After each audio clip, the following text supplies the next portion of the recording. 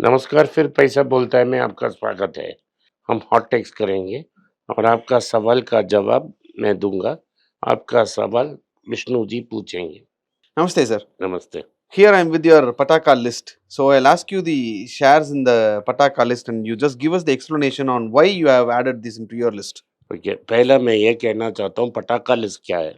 Hmm. तो लोग पूछ रहे हैं कि चैनल में पटाखा लिस्ट क्या होता है? पटाखा लिस्ट ये है कि तमिलनाडु में जब दीपावली के लिए हम पटाखा खरीदने जाते हैं, सो दुकानदार के पास एक लिस्ट होगा। Hmm. वो बड़ा-सा लिस्ट दे देगा कि सारे पटाखे उसमें होंगे। जो भी हमें चाहिए क्वांटिटी चाहिए वो टिक करके लिखते हैं। उसके बाद वो पर्ची बनाएगा, उसके बाद हमको पटाखा देगा। सो ये पटाखा लिस्ट तमिलनाडु में बहुत फेमस होता है। सो दिवाली के समय अगर आप जाके अपने पटाखे की दुकानदार को देंगे तो वो लिस्ट आपको देगा। यही हम पटाखे लिस्ट कहते हैं। जो स्टॉक्स मेरे अनुसार एक ज़माने में वैल्यू स्टॉक्स था। वैल्यू स्टॉक्स क्या है? एक स्टॉक्स जिसका वैल्यूएशन ₹10 है, जो हमें ₹5 में मिलता है, उसे हम वैल्यू स्टॉक्स कहते हैं। सो पिछले 5-6 साल से मैं तमिल में बात कर रहा हूँ, अंग्रेज़ी में भी बात कर रहा हूँ। मैंने अनेक स्टॉक को बारे में बात की है। तो लोग तमिलनाडु में पूछ रहे हैं कि क्यों आपने इसको कंसिडर किया और क्या अब भी हम कंसिडर कर सकते हैं? क्या आज ये पटाखे लिस्ट में है? यही पटाखा लिस्ट है। ये value deep under valued stocks है। एक ज़माने में बहुत अंडर वैल्यूड स्टॉक्स था। जो स्टॉक्स है उसमें से 5-10 स्टॉक उन्होंने लिया है। आज कुछ के बारे में बात करेंगे, कल फाइनल लिस्ट के बारे में बात करेंगे। Okay. So first share is Titan. It is at the PE of around 90 to 95. Titan एक ज़माने में अगर आपने मेरा पुस्तक पढ़ा है, तो ये किंडल में है, ऑर्डिनरी स्टॉक्स एक्स्ट्राऑर्डिनरी प्रॉफिट्स। आप इसमें डाल सकते हो। ये किंडल में है, अंग्रेज़ी में भी मिलती है लेकिन आपको नीचे दिए हुए ईमेल आईडी में डालना चाहिए, तो आपको ये पुस्तक मिल सकता है। तो इस पुस्तक में मैंने लिखा है कि ये ₹10 स्टॉक एक समय में ₹2 ₹3 में मिल रहा था। तो अगर आपने उस समय उसको कंसिडर किया होता, तो बेशक बहुत पैसा बन लेते। लेकिन वो तो मिस हो गया, ये क्या 2 बोनस भी मिला, ये सब हुआ। लेकिन इस स्टॉक को हमने ₹1700 में कंसिडर किया था। वहाँ से अब लगभग दुगने हो गया है और ये बहुत अभी वैल्यू नहीं है।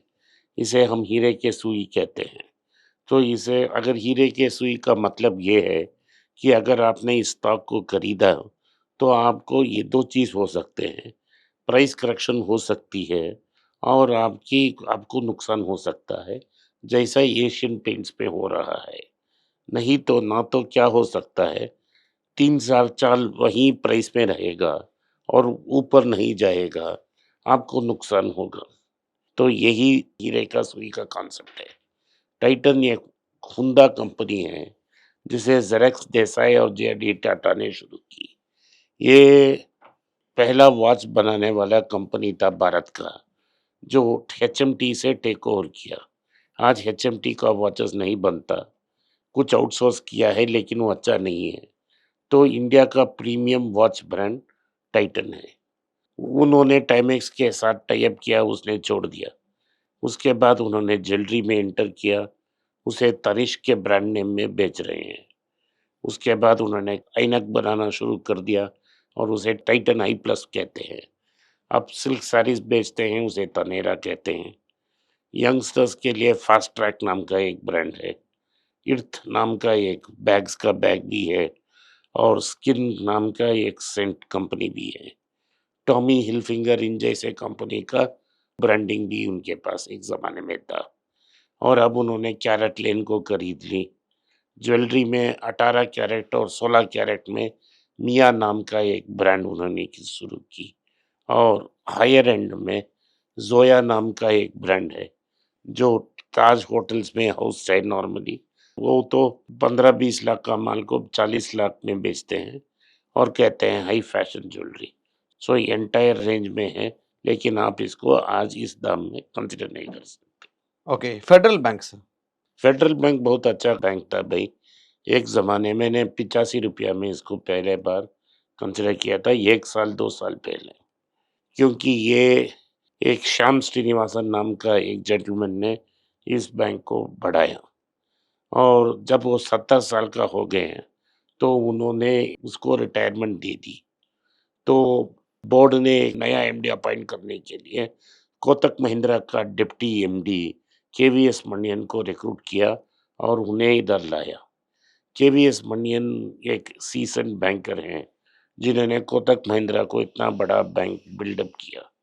फेडरल बैंक ने लगभग छठा बैंक पहुंच गया है और टॉप 5 बैंक्स की रेंज में एंट्री मारने की लेवल तक वो आ चुकी थी। तो जब केवीएस मनियन ने शुरू की तो एक्सपेक्टेशंस बहुत सा, आज लगभग बहुत ऊपर उठ गया है, तो हम इसको आज कंसिडर नहीं करेंगे क्योंकि लगभग 1.3 1.4 टाइम्स बुक है। मैंने जब कंसिडर किया it was 1 point book value और slightly below book value consider किया।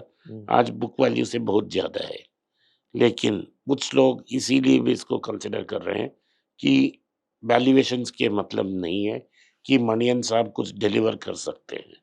मैं उतना रिस्क नहीं लूँगा। मैंने इसको अच्छे तरफ से कंसिडर किया है और जिन लोगों ने मुझे फ़ॉलो किया है, उनके लिए भी यही दिया था। अगर मुझे बैंक का स्टॉक लेना है, मैं फेडरल बैंक नहीं कंसिडर करूँगा।